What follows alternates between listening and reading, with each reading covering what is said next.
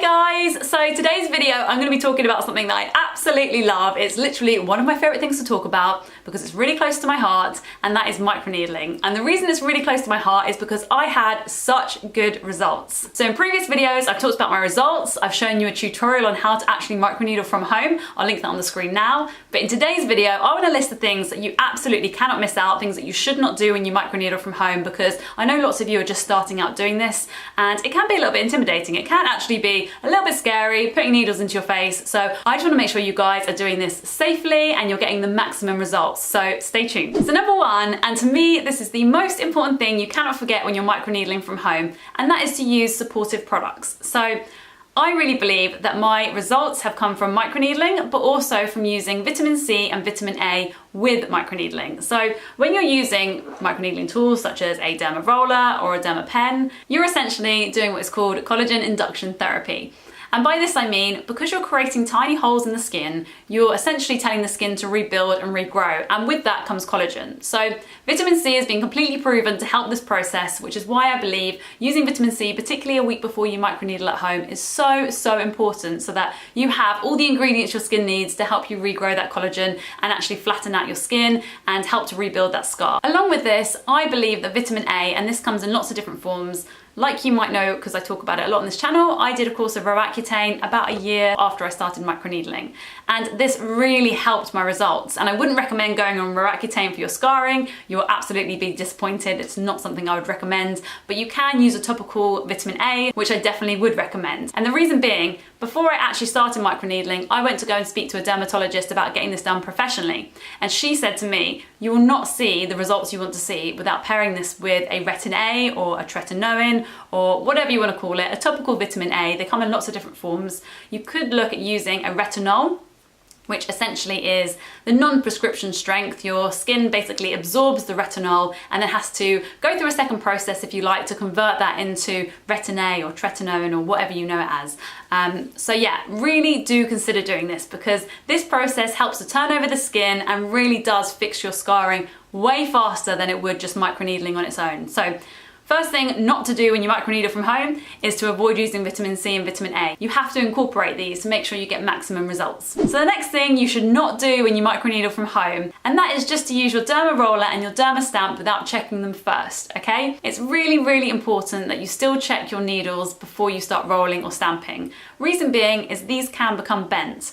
And I have experienced this once, and that was after I'd already used it once, so I'm guessing it was down to my fault and I put it away probably a little bit carelessly and one of the needles bent. So if you start rolling and you have a bent needle, you are going to completely know about it. It's really going to hurt your skin. If it doesn't hurt enough already, you don't want to go through this process of having a bent needle, and it can actually be more damaging than good. So the idea with microneedling is that we are actually helping our scars, or we're helping fine lines, wrinkles, whatever it is that you're targeting, and you don't want to make them worse. You don't want to actually damage a scar further. So super important, before you start rolling or stamping, you pick up your device and you check it. So this is when it first comes in the mail, just to make sure that in transit nothing has happened to it. And then also, even if you've used it previously, do a double check, because anything can happen and you really want to be really careful with your derma roller and your derma pen to avoid damaging them and then avoid damaging your skin. Okay, so the third thing you must not forget to do when you microneedle at home, and that is to keep the skin moisturized after. So I use a product called Infadilan. I'm at my mum and dad's today, so I actually don't have it on me, apologies, but I will link it down below in the description. But this stuff is honestly amazing. It's an ointment that you put on after you microneedle, and it really just protects the skin, so it stops it from getting any kind of infections and really aids the healing process.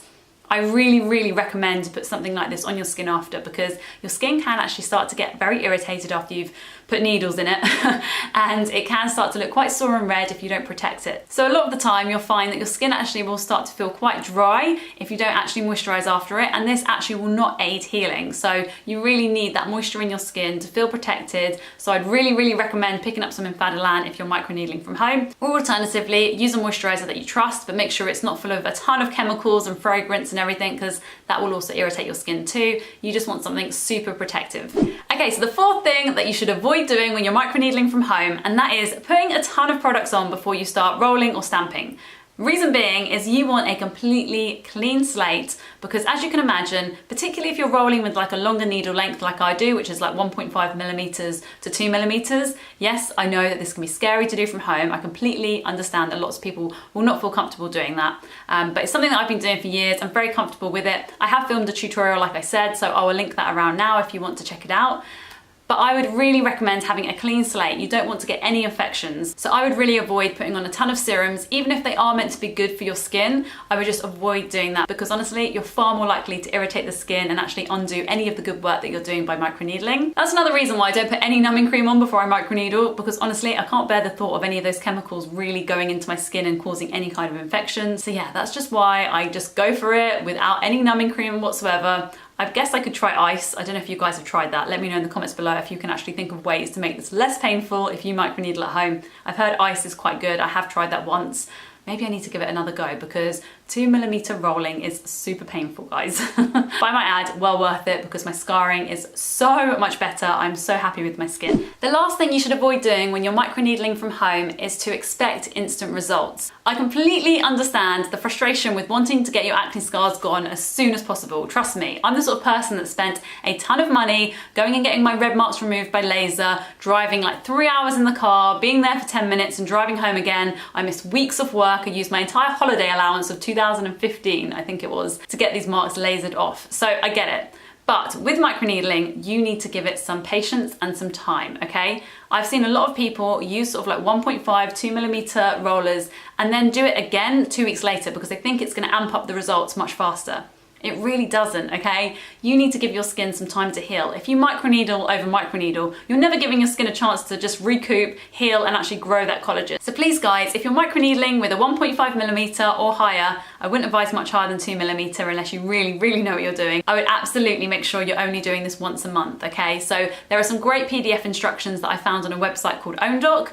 That's where I buy all my products too, so go and check that out if you're really keen to kind of get to grips with how often you should be microneedling and not to overdo it. My results came about, I would say, probably 7 to 8 months after I started to microneedle. So I wouldn't say at this point they were completely gone, but I could start to see some sort of change in my skin. And I was asking my friends and family, like, can they see any noticeable difference? And they really could start to see a few little changes. I would say it still wasn't to my satisfaction, so that's obviously why I carried on doing it, and I'm really glad I did. And the only reason I stopped microneedling was because I started a course of Roaccutane. So you should absolutely not microneedle when you're using Roaccutane, because it can be really dangerous for your skin. Your skin might not heal as well, and I don't want to be responsible for that. So check with your dermatologist, but I would not recommend doing that. So like with all skin treatments, there is no magic cure, unfortunately, and nothing that changes anything overnight. I would really recommend, if you are struggling with your scarring and you've tried lots of other things, then I would really look into this because it absolutely helped my skin. I'm so happy I did it. Please go and seek professional advice before you do so, because there are lots of places where you can go and get this done professionally and safely. But if you're like me and you actually think you have the confidence to take this into your own hands and you really do your research, then microneedling from home is absolutely the most effective and cost-effective way to help your acne scars at home. Let me know if you found this video helpful by giving it a thumbs up, and please subscribe because I would love to see you here next week. I really hope you enjoyed this one. Please leave me any comments if you have any questions about microneedling from home. I would be happy to answer them. I know it can be pretty daunting when you first start out and you don't really know how to microneedle or what's safe and what isn't. Like I said, I have got a tutorial on how I did this, so I'll link it again down in the description. But yeah, thank you so much for watching this one, guys, and I will see you in my next one. Bye.